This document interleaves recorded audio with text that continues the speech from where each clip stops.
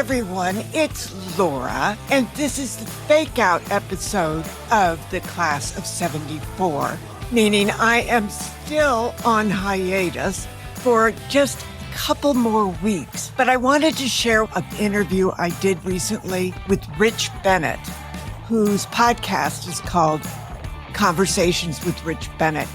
What a marvelous guy he is. I just adored him. And in this interview, we talked about absolutely everything under the sun about the class of 74 and also a bit about podcasting and what it's like. I thought you guys might find it interesting. I hope you're all well. I'm good. I'm working hard. I'm getting all my stuff done so I can come back and zoom through the second half of the second season. Take care. This is Conversations with Rich Bennett. Coming to you from the Freedom Federal Credit Union Studios, Hartford County Living presents Conversations with Rich Bennett. It's probably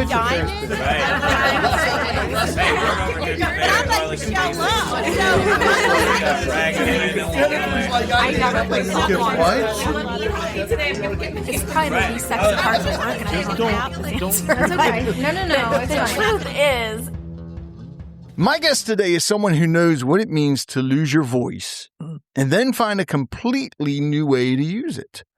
Laura Van Warmer was a best-selling novelist by 30, publishing 14 books with major houses like Doubleday, Random House, and HarperCollins, until her life was shattered by a head-on collision with a drunk driver. She survived, but the injuries stole her ability to write and speak the way she once had. For 8 long years, the stories went quiet. Then, at her 50th high school reunion, when no one could hear her voice anymore, something unexpected happened. A simple suggestion sparked a rebirth. Today, Laura is the creator of the Class of 74, a beautifully crafted, serialized audio drama set in the early 1970s. Before cell phones, before nonstop noise, actually, I think even before cable TV, when stories were how we made sense of the world. And it's not just a podcast. It's resilience, memory, humor, and proof that even after life knocks you flat, your story isn't finished yet. So those of you that are tuning in, I'm going to tell you this right now. Check out the Class of 74, but start with episode 1. You must start with the first episode because otherwise you won't understand it all. Am I right, Laura? Well, there are people who just start, too. And then they have to catch up. But yeah, it's like a TV series. That's what I would say. I mean, I know people... Exactly. But the thing, that's what the beauty of podcasts is, Rich. Yes. Is that you can start at episode 1 and you can just stream through all the episodes if you want to. Binge it. Yes. And I like that idea. And people do. They get, and then I hear from them like, the episodes aren't coming fast enough. I've been listening to you for a month every day, right? If they binge. Well, first of all, something I always ask my guests, and I didn't even do this yet. How are you today, Laura? Oh, well, I'm very good. Your listeners have no idea. Rich and I have been carrying on talking about everything under the sun because that's the way we are. And we would be good friends. It's a good thing you don't live in my neighborhood. I get nothing done. My wife says the same thing about me because I'm always out talking to the neighbors. Exactly. And then when you're not talking to the neighbors, you're on the podcast. Yeah. And right. And I love your show. I have to tell everybody. Thank you. You've got absolutely every kind of guest on here. And that was some parts that we were talking about on the different shows. It's just amazing to me how well that the diversity of the people you talk to. It's great. Thank you. I learn something from them all the time, which is one of the reasons I started this. I love to, which is funny because back in high school, I didn't like to learn. Right. But now I love to learn different things. Yeah. I want to ask you. And meet people. Who wrote the introduction about me? Did you write that? I did. Well, you're a very good writer. Oh, well, thank you. So you should start thinking about that too. Remember, I used to be an editor, so I can tell you that too. No, it's a gift. I have. It's funny because I started writing a book. Oh God, I don't even remember how many years ago. Not about my life story because it's like, who wants to read that? I started writing a book about podcasting. And then I got into it and it's like, you know what? Wait, there's so many different books out there about podcasting. So then it's like, well, what if I do like different guidebooks about podcasts, but like how to monetize your podcast could be one book. Right. So I started on that and then I got wrapped up into this because when I started this podcast, I was only dropping an episode once a month. Okay. Well, then it went to weekly. Now it's every Monday, Wednesday, and Friday. And then I also do a monthly podcast for my local Chamber of Commerce, which is once a month. And you're probably going to think I'm crazy, but I'm also now doing another podcast, which is seasonal and it's 12 episodes per season, just talking to authors. That's great. Because and you know this as an author, there's no such thing as previous author. You're an author. Well, writer. But your instincts are right. Yeah. Writers are people who write. Right. So but what's been the biggest struggle with authors after a book comes out? Oh, trying to write one that's as good as the first, because usually besides that, but the marketing part, right? Well, it depends on... Especially for independent authors. It's because it's very different now. Rich, I just have to tell you, my screen has blacked out. I can't see you anymore, so I'm... Uh-oh, that's weird, because I can see you. I'm flying in the blind. Okay, well, I've got... He's very good looking, everybody who listens to this show. Oh, thank you, God. But he's got these dashing, glittering blue eyes. And now he's disappeared. Now I got a big white screen in front of me. And so I don't know where I am. I was going to say, if you want, you can log in and come right back in and it'll just pick up right where we left off. Okay. Let's start off here. Okay. Because you already lived a full creative life as a novelist. Yes. When the accident happened, right? Yes. And then for years afterwards, I guess the writing just wasn't there. No. After the accident. Yeah. Anybody who's had a big trauma and head injury and all that stuff, you have a speech there. We call them speech therapists, but that's really your cognitive professional, which I never knew. I thought, if you have a lisp, you have a speech therapist, but no, all the cognitive, all the brain signals, you work with them and your wiring is just all smashed up, which is my case. I mean, I had 16 broken ribs and my whole chest was crushed and I was out for a month. So I had all kinds of things, but I just couldn't believe it because I always had made my living with my mind, Right. And it was so, I lived to create stories, Rich. I mean, some people would say I prefer to live in a made-up world than a real one, right? Sometimes that's better, though. But it is, and it is. Well, if I told you that I really started writing when I stopped drinking, that tells you everything you need to know, right? Okay. So instead of drinking or doing something else, you go into another world and you make up this fun story and then you bring other people into your head. That's what you do as a novelist. Mm-hmm. You suspend people's belief to come in with you and spend time with you. And when you do that, you develop a kind of mental musculature. When you're writing a novel, in the beginning, you maybe only write for maybe 2 hours the first day, but by the end of the book, maybe a year and a half later, you're on these 20-hour days. Right. Because you're closing in, and in that window, you can see the whole story from above. Omniscient, like God sees a novel, or God sees your life all in one glance. Yeah. Well, a novelist, you can see the whole work for a very brief window. And that's how you see if it holds together. Wow. It's like 100,000 words, right? And So I had this gift of being able to hold hunks of it and then at the end pull it all together. And I just couldn't hold enough story in my head. Wow. Even for a day. And people say, well, why don't you just write it down and then you'll remember? And I'm like, yeah, right. Well, it's getting it from here From your to head there. to paper. Yeah. And so it was very frustrating. And my old editor and publishers, they were so kind to me because, they wanted to try to help me bring it back. But what you're waiting for is your brain to find new synapses to connect. And it just takes time, right? But in the meantime, I was so depressed because... Oh, I bet. I mean, because you lost your livelihood. Well, I also lost my hobbies. Yeah. I couldn't play tennis. I couldn't ski. I couldn't go for hikes. I couldn't do anything except swim. Thank God. Wow. Which is good therapy.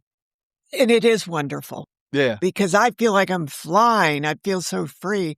But I have broken so many things. And so I just, I thought about just, calling it quits. Most people die in the kind of car crash that I had. Wow. Well, you'll read about that in the newspaper every day. Drunk driver gets on the road going the wrong way. Mm-hmm. And in my case, this guy was coming through a tunnel. Oh, God. The wrong way on a highway. Wow. Yeah. So it wasn't like I had a whole lot of places to go. And I had stopped and he hit me at I guess he was going about 60 head on. And Jesus. He walked out of the hospital. Of course. Right.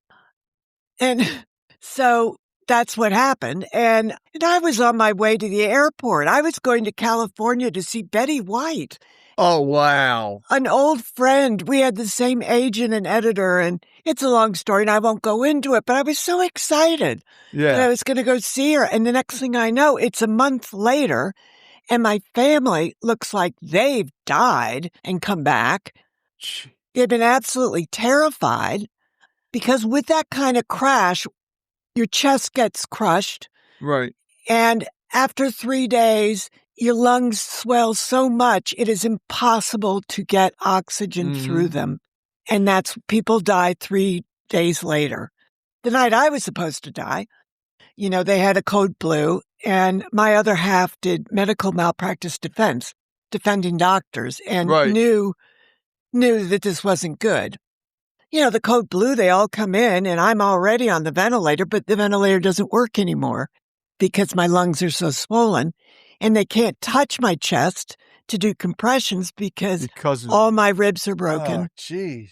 So anyway, it's a great story. One of the nurses in ICU, this is at Yale New Haven Hospital, God bless you guys, yelled, "Breathe, Laura." Because I had just stopped. It was over. That was it. I'd gone as far as I could go.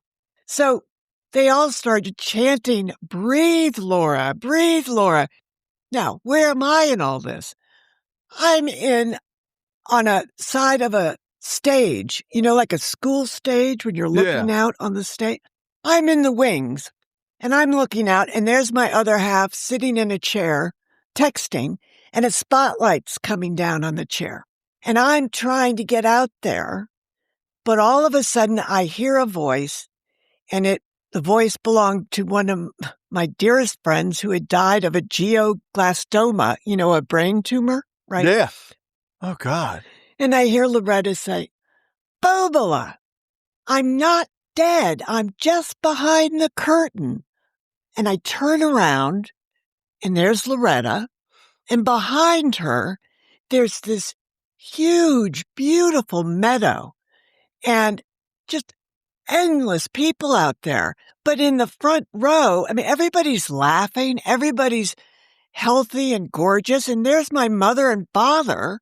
Wow. They're 40 years old. They were 84 when they died of, lung disease. Right. So, but there they are, beautiful, radiant, healthy, happy. And there was my Uncle Sam and Aunt Liv and my friend Pam and everybody I had ever loved was there, Rich. Wow. It was the most extraordinary thing. And Loretta said to me, you can talk to us anytime, right? Okay.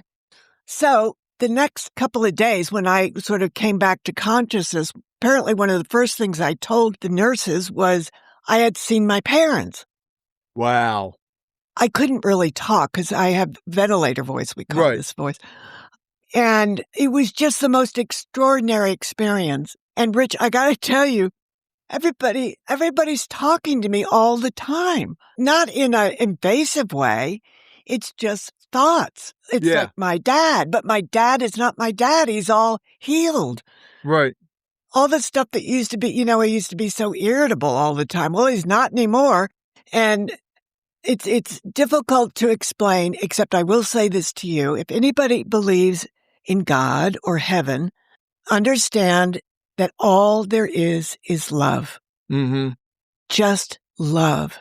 And that's where all those people are that are gone, but they're not gone. They're just on the other side of the curtain. It reminds me of a book I read by Mitch Albom. Oh, The 5 People You Meet in Heaven. Yes. Have you read that? Yes. And the one that got me was the little girl that he kept seeing, and he couldn't figure it out until late. And because when she passed, she was older. And I think especially after watching that and then reading it, I do, like you said, your parents were in their 40s then. Yeah. But they passed They looked absolutely. It's like that was delightful. the happiest time of their life. I guess. Yeah. Yeah. It's like that happy time. That's where you are. Or even, not even yet, because it could be, and before we started recording, I told you about our daughter that we lost. Yes. Our first daughter. Yes. And I have a funny feeling, even though she was stillborn, I think she's there. She's there, but I do believe that she is older and probably giving my brother a hard time. But having he's fun. Healed. But he's healed. Yeah. There's no pain anymore. He's got probably both of his eyes because he had a glass eye, so he's probably got both of his eyes. Yeah. And just hanging out with all his friends. Yeah. And it just love. Yeah. Wow. And the strange thing is when your enemies start talking to you, people you perceived as enemies, then that because they're apologizing and stuff. It's weird.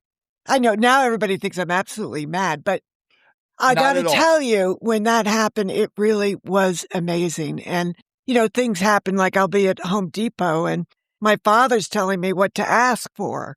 And I have no know what I'm asking for. And, the guy says, no, it's a sump pump. And I'm like, well, I don't know what it is, but I'm just telling, and what am I supposed to tell him? My father's in my head telling me how to fix the flooding problem and that I have no idea. Anyway, the knowledge just comes. They just share with you. And then after all that, because you didn't have the ability to write anything down. No, and I wanted to. I interviewed all my doctors, the people who saved me. I was going to write a book called Saving Laura. And because everybody had done exactly what they were supposed to do. Right. And I got too overwhelmed by it. It was just too much to know. I should have died, but you could help other people out by writing it too. I may be at that place now that I can do it. Yeah. I mean, I have letters, Rich, that are sitting here. My entire class from Darien High School, 1974, they all wrote me letters because they thought I was going to die. Wow. One of my dear friends, Lizzie and Debbie, they had been keeping people, as I was in the ICU, what was going on. And, they knew that it was not good. And so people wrote me things thinking, I was going to die. So I'd never tell anybody. I'm not going to tell anybody your secrets. Reading it is so strange that they really thought. And now that I'm in a better place, right, I'm so horrified that I even thought for a moment that I would end my own life. Just it's so appalling to me because I have never been happier in my life than I am right now, because the gifts, when they come back to you, it's staggering because you didn't believe it ever would come back. And you appreciate life more. Oh my God, yes. Because also I'm not scared of dying anymore. Yeah. Yeah. Well, it's like, oh my God. Twice I'm referencing Mitch Albom in this podcast. Yes, well, because he resonated Tuesdays with you. Maury. Yeah. Remember? And Tuesday, he said, you don't know how to live until you learn how to die. Yeah. And it's too many people take life for granted. It's easy to. It's the very world easy that to, we have created does that. And this was another thing about my podcast. And what I like about yours is that I'm sick of how people are behaving in this world. Mm-hmm. You know, I mean, it's like, why don't people know how to behave? The podcast world became very important to me in my recovery because there's something very personal about the connection between the listener and the host. Mm-hmm. It's a very intimate medium, and it just was wonderful for me. So I knew I was drawn to it. And when I was at my class reunion that night and nobody could hear me, we had, this big dinner. And in the old days in high school, Rich, I used to get up in the middle of a keg party and say, okay, everybody, wait. Shh. I want to read you a story I've written. And everybody go, oh God, Laura. Right. And, but I thought, wouldn't it be funny for our 50th reunion if I got up and did it again? Then everybody would laugh. And but nobody could hear me. So when I came home, I was really sad again. Yeah. And my other half said, Laura, why don't you write a story for your classmates and read it to them as a podcast? Then they can hear you. And you love and I said, well, yeah, but nobody listens to podcasts. And Mike, you did not say that. Yes, I did. Because our group is pretty well known for just saying, all right, after iTunes, I'm out. I'm not learning anything new. I mean, we went to high school when there were no such thing as cell phones. There weren't even video cameras yet. That's true, yeah. No one knew where you were. We had the old 8mm cameras. Super 8. Yeah. Yep. And there were no answering machines. So when you called somebody's house, they could be at the grocery store or they could be dead in Paris. It made no difference. And our social media was talking on the playground or at somebody's house. Well, in that weekly newspaper, right? The town newspaper. And 2 Dixie cups and a string. Well, we did have walkie-talkies. The cops had them. Yeah. And that we learned when they tried to track you down because you were skipping school. Anyway, I started to write a story about the first day we went to high school. And that was September. This was after the reunion. Yes. Okay. September 8th, 1971. And I thought, well, let's just write about this world for a little bit. So I invented a character, a 15-year-old going to her first day of high school, and we meet characters on the way, and we have the PA system giving the announcements, right? That their smoking area is open. Oh, my God. Everybody, and that's what everybody says when they listen to the podcast. Oh, my God, I forgot that. Everybody smoked and everybody drank. And everybody's parents drove drunk. Yeah, and we didn't have car seats. Seatbelts. No seatbelts. But remember, as toddlers, and you sat in the front seat. Your mother held her arm out. Or you laid on. Remember, those cars had the big rear shelf in the back, and you lay on, and you lay up there. Dad slam on the brake. You go rolling down onto. You get back up there. Do it again, Dad. Do it again. In the second episode, I have this character, Cynthia, and she's driving with her mother, and nobody uses the seatbelts because her mother says the steering wheel will protect her, so she doesn't need hers, right? And the dash, yep. But when she slows down, she automatically puts her arm out to hold you, right? My God, wow. A way of life, right? Man, you are bringing back memories. Okay. When she goes into homeroom, somebody turns on a radio. Now, the only radios are AM radios. Yep. right? The big hit song is Donny Osmond. Puppy Love. No, earlier. Go Away. Was it Go Away, Little Girl? Yes. Yeah. So in the first episode, somebody says, I hate that song, and throws a book across the room to shut it up because the homeroom teacher hasn't shown up yet. Nobody knows where he is either. And the book that's thrown is The Godfather, Mario Puzo, yes. the paperback, which has it written on the cover where the dirty part is, the pages to read. Right. Is this bringing back a memory or what? Oh, God. This was our world. I love the 70s and 80s were, I'm sorry, the best. Yeah. Well, there's so much. Nixon is president. Yeah. We're still in Vietnam. We just had in August the first lottery draft. Oh, my God. When they changed it. Right. It was the strict draft where they just took you no matter where you were. And people were getting out of the draft with all kinds of stuff from their doctors. But then what they did is they pulled people's birthdays. Mm-hmm. And if you were in a certain group. So in the class of 74, the main character's brother had his lottery number was way down. Right. So he immediately left college to take a year off because he didn't have to worry about the draft. So he's off drifting around in Alaska.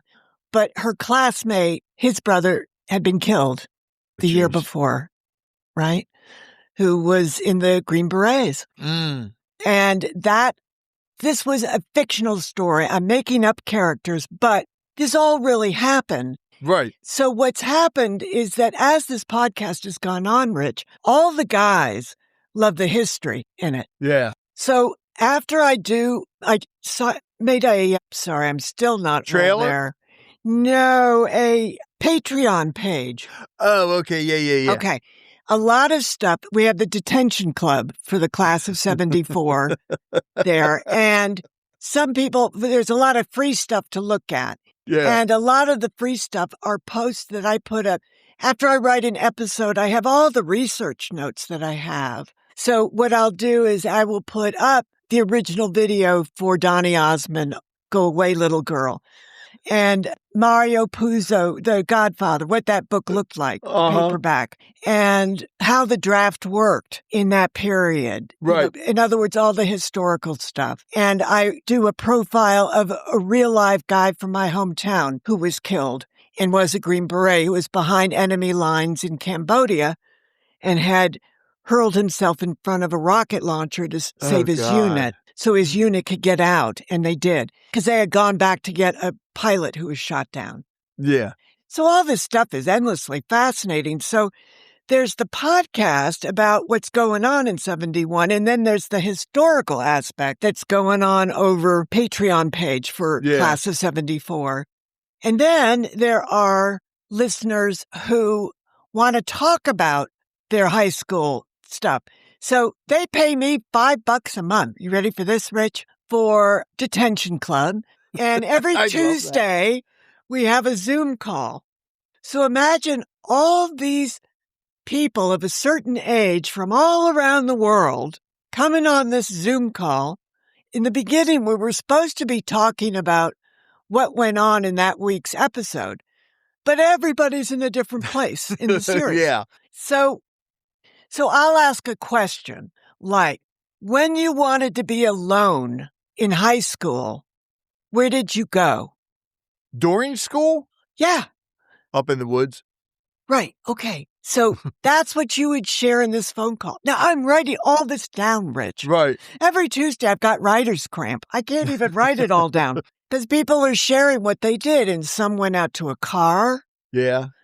A lot of people went out to where the athletic fields were. And at our high school, we had places you could go or to hide in the dugout of the visiting team on the baseball field because the back was towards the school, you know, and somebody else talked about the prop room for the auditorium. Mm-hmm. He had the keys so he could go in there with his friends. So they'd be smoking and doing all the... Anyway, you just keep writing it down. And it gives me more ideas because then in next week's episode, we're going to see something else. Now, what is the problem with this? The problem is you learn so much about what was going on that particular day or week. The days go very slowly in this podcast. In fact, we did an entire season and we only went 2 weeks. What? Well, because guess what? On the second day of high school, we had Attica prison uprising. Oh. Breakout. Okay. Now, in those days, everybody has to remember, we don't have any communication. No. The only communication that like a newspaper could have would be the phone. Mm. But in the Attica uprising, as it proceeded, they did a blackout they shut the phones off around the prison. Okay. So people like the New York Times had to go to ham radios. Oh, my God. To try and get their message to their paper in New York. So I have a whole episode about Cynthia going down the hall, and she gets hauled in by the ham radio club because there's a teacher in there by himself and only one of the members of the ham, and they need somebody to write everything down. So Cynthia comes in, and we see how ham radios worked in those days, the ham radio clubs. Yeah. And a reporter comes on and asks, is there anyone out there with a phone? So he's just putting out a blind call. And at the high school, they're waiting to see if anybody listening. And this signal, is going out all around the world. So the teacher says, no, tell him you're here. So the guy comes on the ham radio and says, we're here. We've got a phone. And so it's the whole procedure, how they would do it. Wow. The episode itself teaches it to you because Cynthia's learning it. And then she goes with the teacher to the office to call the paper and deliver the message that 17 prisoners have been killed up there. Or they think that somebody's being killed. They don't know who's killing who at that point. And then we follow that storyline every day, what's coming out in the papers about what really happened. And then I'll do stories at the Patreon page for free about what were the stories, what was going on, what was the timeline of Attica prison. Wow. So you can see that. It's a lot of work, let me tell you, but God, is it fun. Yes. I mean, you're bringing back memories because I remember going to my neighbor's. He was teaching me ham radio. Yeah. And not just the talking part. He was remember also the big antennas? Yes. Yeah. He was also teaching me Morse code. Yes. As well. Yes. Wow. We'll be right back. I've got to share something with you. If you're in Maryland and thinking about real estate, you've got to check out Daniel McGee and the Victory Team.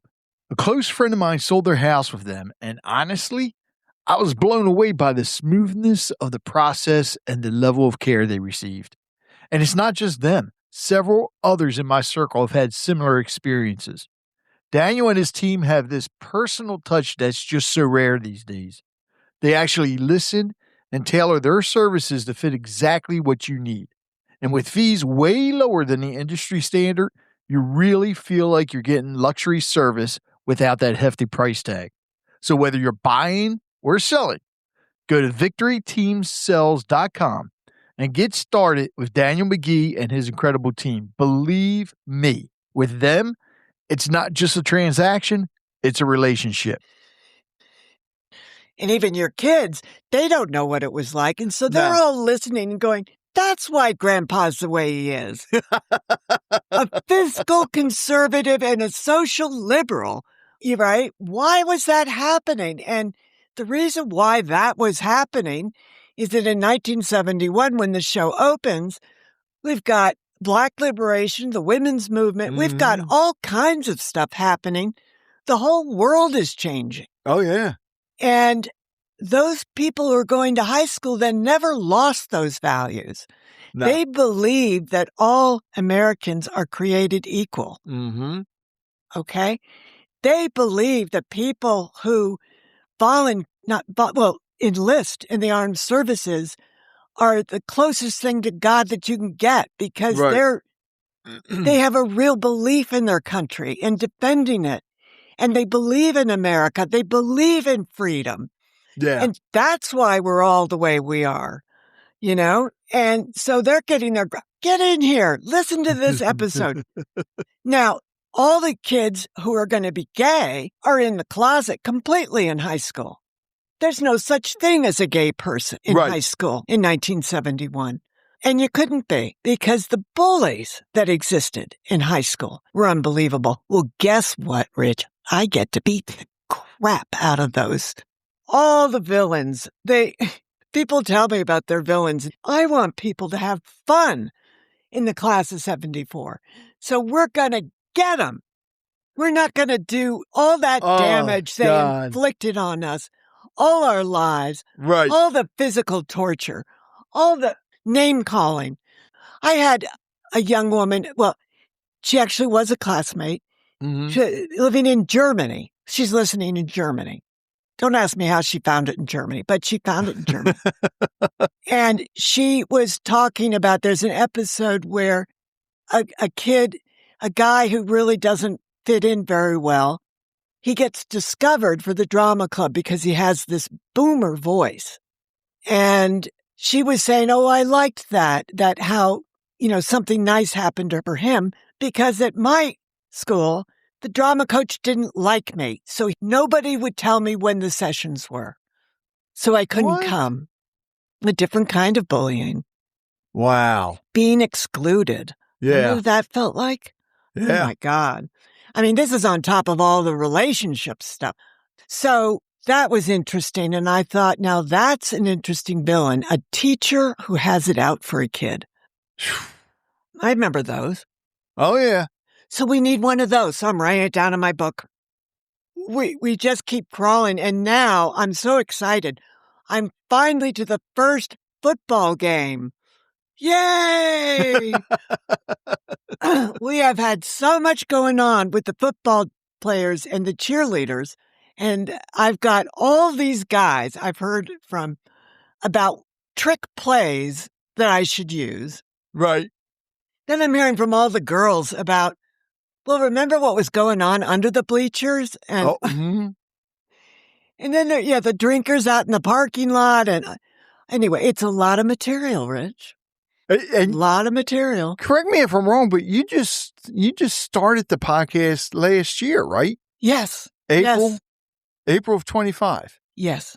Yeah. Wow. I just had a year. And let's see, where are we? I just did 12 episodes so there's 37 episodes that people can stream, so people, very often, this is why I love podcasts, is that, you just put it on, you say, Alexa, class is 74, and it'll cue it right up for you. Or Siri on your phone. I want to listen to the class of 74, episode 1. It is a fun podcast. And then you can listen. It's educational. Yeah. And so, well, you laugh, though, too. I mean, I hope. But there's a lot of serious stuff, too, because it underscores what's going on today that can really get you down. Mm-hmm. And it makes you remember all the stuff that's right with America. Even when it was really messed up. I mean, the thing I always say at the end of every podcast is, remember, we don't drink and drive anymore. Right. Ever. But we do have fun. Doesn't mean you can't drink. Of course you can. The world's different. We've learned stuff. And it makes it a better world and a more fun world. But it is fun to go back to a place where a lot of people have painful memories and they can laugh at it. That suddenly, the way I present it, it's like I did in novels. Yeah. I want people to go there safely with me. You have to trust me. I'm not going to hurt you. I'm going to bring you back to high school in a safe way that you can look at it again and you can laugh and in a way see what was wrong with all those people that picked on you. Right. What was so screwed up, and don't feel like you're alone. All of us feel that way. None of us want to go back to high school. None of us want to have to go do that again. No. And, oh, God, no. But it can be fun to go back. It could be, Would I do it? I'd go back in the Marine Corps before I went back to high school. Well, there you go. 'Cause high school was hard for me because my sister did very good in high school. And you weren't very good at I wasn't very good. My brother never got past my older brother never got past 9th grade, but everybody knew my older brother because he was the Hellraiser. Right. So it's like right. teachers expected me to be as good as my sister and nothing like my brother. Right. But yet other people that I went to high school with, some people would bully me because they knew my brother wasn't there and couldn't do anything. Yeah. And others wanted to hang around wanted with to just make fun of you because of your smart sister. Well, no, most of them. The teachers didn't say. Well, the teachers, but I mean, as far as the people I went to school with, it was. Some of them would hang out with me, and I think it was because of who my older brother was, right? And then others picked on me because of who he was, thinking they could get away with it.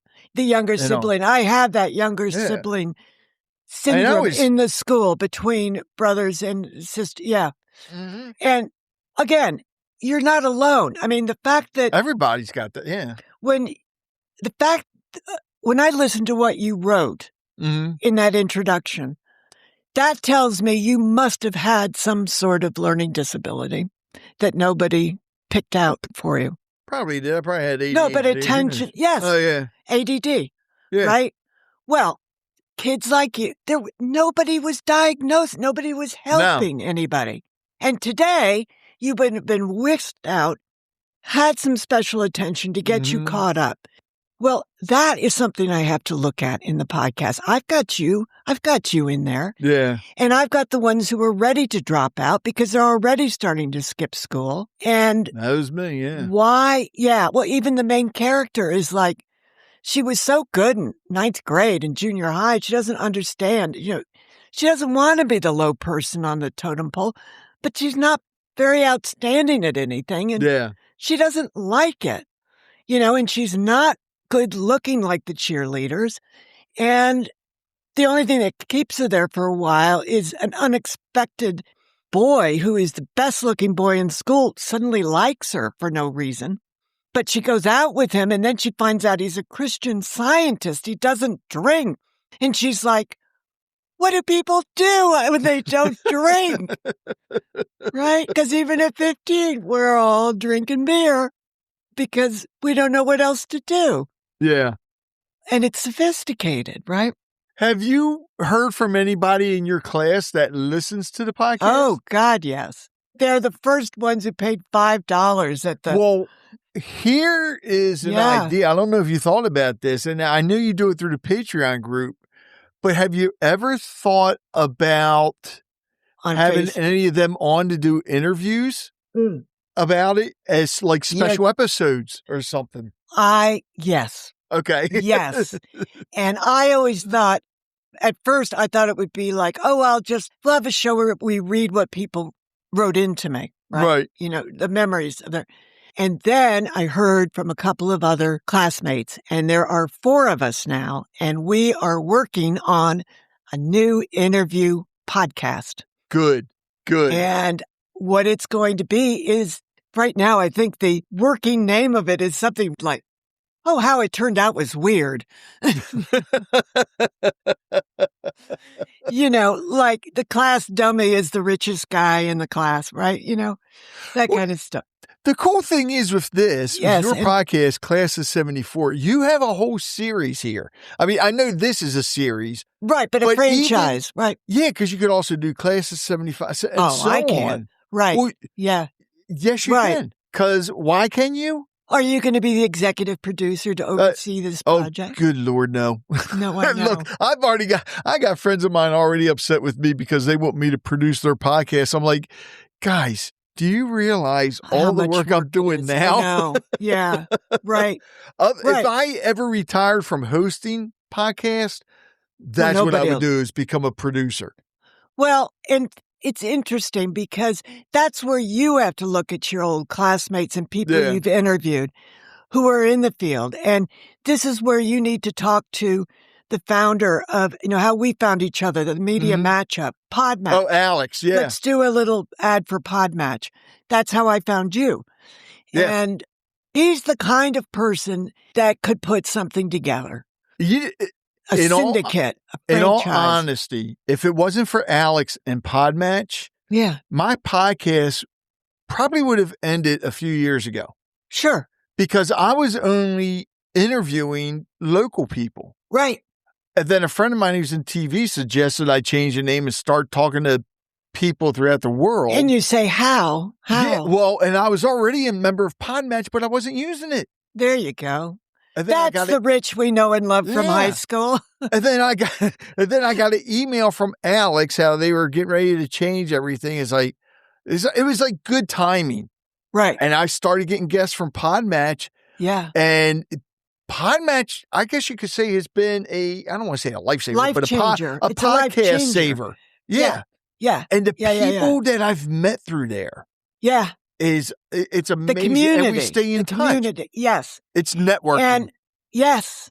And so I'm thinking, judging from the people that I've spoken to, that Alex is the guy. Well, you know what? When I get off of this, I'm going to send him an email and say, okay, my new best friend, Rich, we need to syndicate the class of 74 for every class, right? I think it'd be great. No, well, it's the history part too. Yeah. It is wonderful. And this is a gift that God gave me, let me tell you, just to be able to write these episodes. So the idea of going back into business is daunting. And I've agreed to do this other podcast really only because I was the only one who knew anything about podcasting. But now they're learning. Yeah. And so we'll figure it all out. Fun. But yes. It is. But it's the so connection. But yes. you've got it. And I think that's also what's special about various age groups that young people today don't get. That sense of tightness with other people. Maybe you have one friend and you like text them and you do all this stuff. No, that's not where the bonding happens. No. It happens when, you're pulling the other one out of a ditch when you're drunk in some field and then lying to somebody's parents and then getting away with it, right? And then you see them 10 years later and we're like, oh my God, remember that night. The one-on-one and this camera, your viewers, your listeners don't know, but you and I can see each other right now. This intimacy of interacting, it's not a substitute. It's forming new relationships. Like I have no doubt whatsoever. Someday you and I will meet at a podcast convention. Eventually, I'm going to get to one. And then I know once I get to one, I'm going to be going to other ones. But you're going to do a live taped event there. Right? Me? Because we will have talked Alex into setting up a studio for all of us to use. Yeah, that's all right. So Can you imagine? One of my goals is, because when I was a DJ, a mobile DJ, I wanted to buy an ambulance and put a J in front of the, there you go. A and call it the Jambulance and use that to DJ remotely. And there's your podcast outside mobile. thing. That's what I would love. But an ambulance isn't big enough. I need an RV. I would love to get an RV. And one of my co-hosts, Wendy, suggested this. She goes, we need to take the podcast on the road. Yeah. Just because of the people you meet. We're doing it virtually now, and you're in what? I wouldn't say Connecticut, but yes, I'm in Connecticut. You are. Yeah. You're in Connecticut. I'm in Maryland. I've had people on in Scotland. Yes, I know. Don't you want to go there? Yeah. Well, and the neat thing is, if you look at where your listeners are, because I know with my podcast, it's in 139 different countries. I wish I knew who the listeners were in that country, and they would pay for me to come out there. Well, no. Well, that's why you've got to do your Patreon page. Rich, you've got to do this. Oh, yeah. That's why I have it. Sponsors, though. Yeah, that's terrific. That's why I have sponsors for the podcast. Yeah. Because if it was, I'll be honest with you, if I didn't have sponsors, I wouldn't be doing this. Right. And those of you listening that want to get into podcasting, yes, it does cost money. Yes. It's not cheap, trust me. But it's so much fun. It's The a different networking part of world, and it is we a different get to world. remake our own personal worlds by Yes. finding all the nice people. I love it a lot more than when I did radio, that's for sure. Yeah. In your case, you are broadcasting like your old days as a radio DJ, right? What I'm doing is more like narrowcasting, meaning I'm focusing in on a certain generation. Right. But yet I'm getting But the younger generation can learn from it. Exactly. But Laura, I'm looking at the time because I got to get ready for another recording. Well, But before I get to my last question, which you're going to pick, of course, is there anything you would like to add? Like your website where people could follow you and listen to the podcast and all? Well, as a podcast, it is. And get your books. Well, that you can just go anywhere. Just put Laura Van Warmer and you'll see. WORMER. Yeah. VANWORMER. Yep. There's lauravanwarmer.net. That's my writers. That's my book publishing website. But this is classofseventy4podcast.com. Classofseventy4podcast.com. Just go there and you can start listening. I do have to get you on again, though, because I'd love it. If you're up for it, I would love to absolutely. talk to you about being an author. Sure. Because I think aspiring authors need to hear from somebody like you. They do. I got to tell you this because I had to laugh. I was talking to somebody, it was probably about a year or two ago, and I told them about what I do. I have a podcast. They're like, "Oh, I cannot listen to somebody talk." I was like, "Oh, really?" So what do you listen to? He said, "Well, I love talking to," and he named the station. I said, "That's talk radio." What do you think we're doing? It's the same thing. We're just not censored. It's like, yeah, but don't I have to listen to it on my phone? I said, no, you can listen to it on the computer. You can listen if you have on your tablet. On your tablet, on your TV. If you have Lexi or Google Nest or whatever, you can listen to it on there too. Yeah. I have to call her Lexi, otherwise she'll come on. Yeah, exactly. Right. But yeah, it's a blast. I love listening. You know what? Before I get to my last question, I have to ask you this. Yes. I know you listen to mine. Yes. What's two of your favorite podcasts to listen to? Oh, it's got to be My Favorite Murder. Oh. And I'll tell you why, because I have a long personal relationship listening to those two young ladies. Okay. And that goofball first episode, they go, we don't know what this is. I mean, and both of them have a lot of challenges in life. Right. They have been through a lot. So the podcast, they think it's about true crime. It's about the friendship between these two women and the help they finally get and making a little money in their life and everything changing around them. That every week they're like, oh my God, all these people are listening to us. Why? And then as they published a book, How Not to Get Murdered. Well, no. How Not to Get Murdered. That could be a good book. Yeah, right. Now, of course, I can't even remember.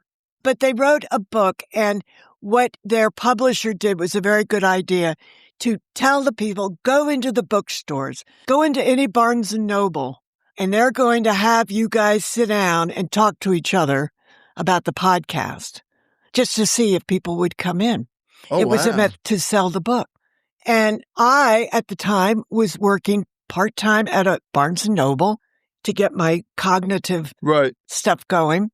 And I saw a young woman outside, and she wasn't, very attractive, and she was dressed in black, and, she just looked strange. Right. And I went out and I said, are you looking for My Favorite Murder? And she went, yes. They said on the podcast there'd be a discussion group. And I said, well, I'm it. Come on in. Because I was in charge of the book groups. Oh, okay. Well, then another person came in. And then a gay guy from Yale walked in. I love that idea, though. They all were listeners.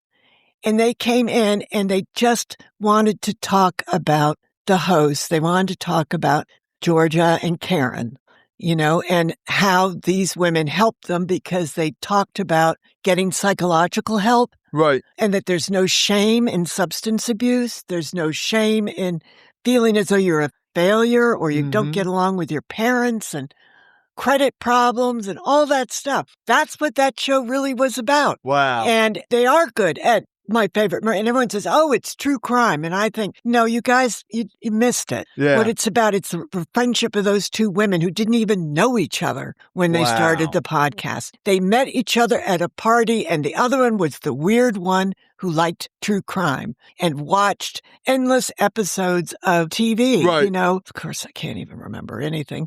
Give me an episode. Right. Like CSI and all that.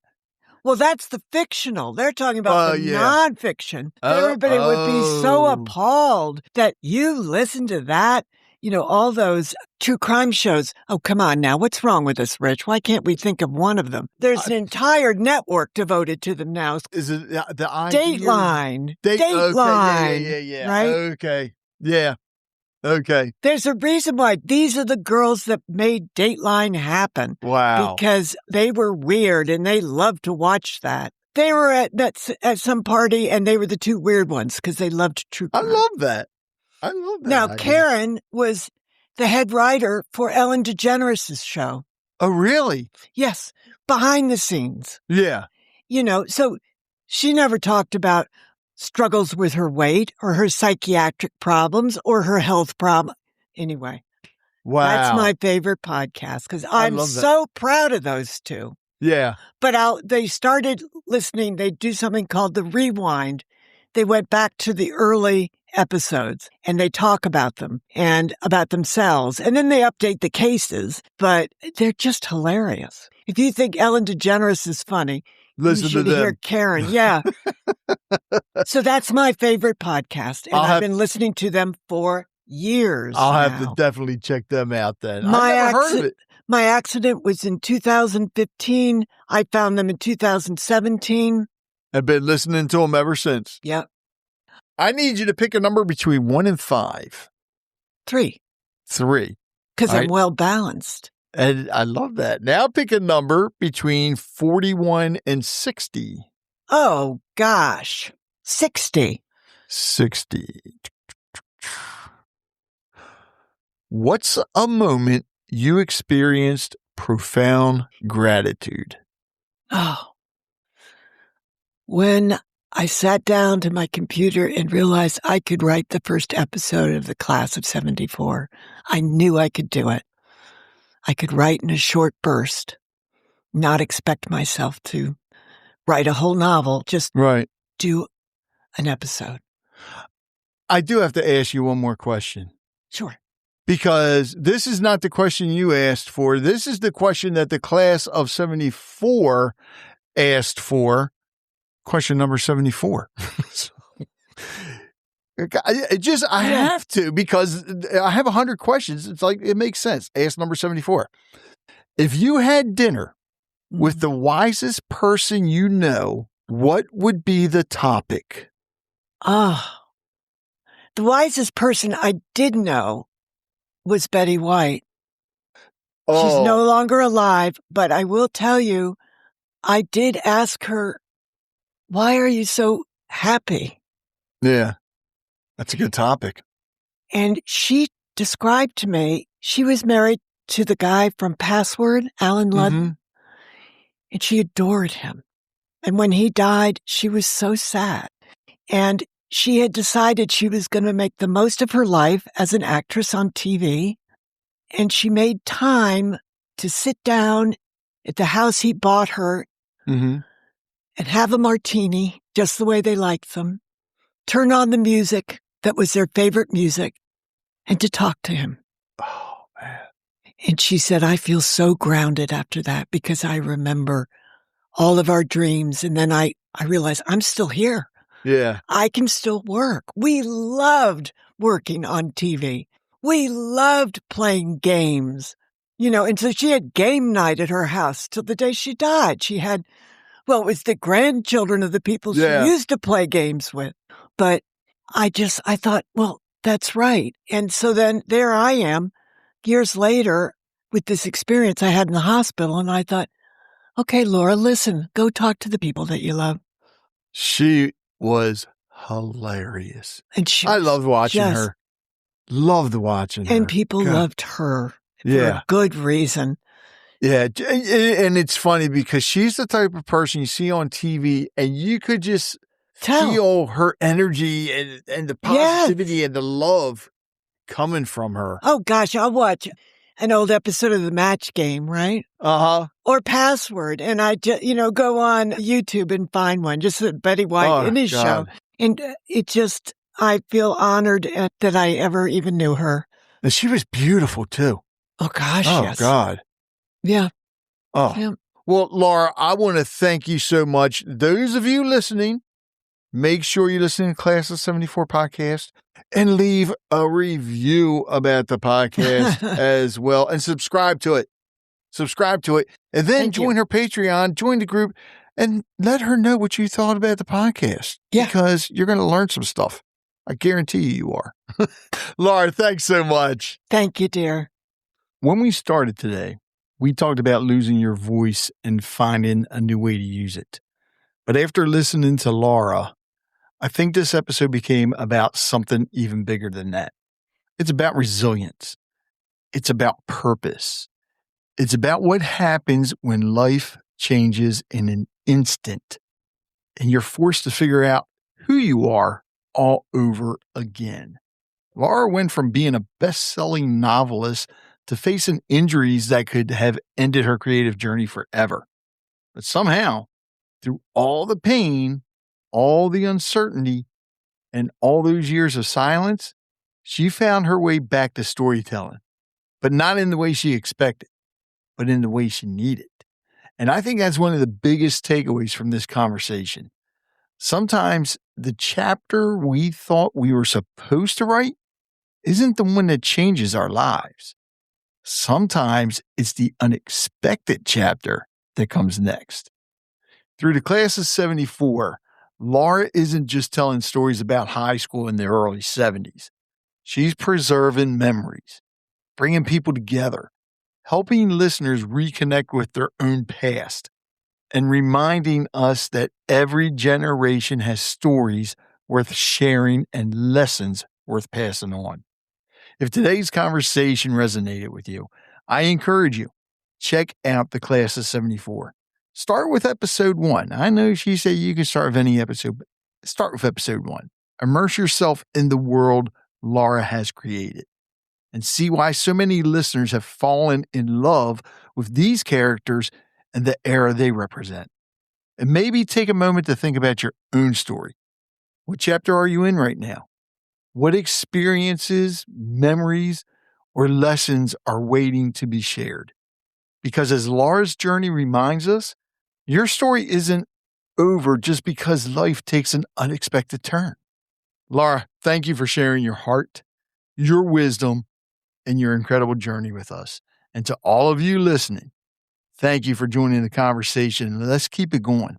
Until next time, take care of yourself, take care of each other, and remember, sometimes the most meaningful chapters are the ones we never saw coming. Isn't he just great? I just had the best time, and I just thought, man, he is our kind of person in the Patreon club.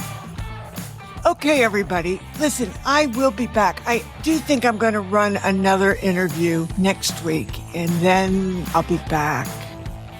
You heard me mention that the podcast is coming. We're going to be all together, my 3 classmates and I, and I've mentioned him before, but one of the first supporters of the podcast was a guy who sat next to me in homeroom named Mark Valenti.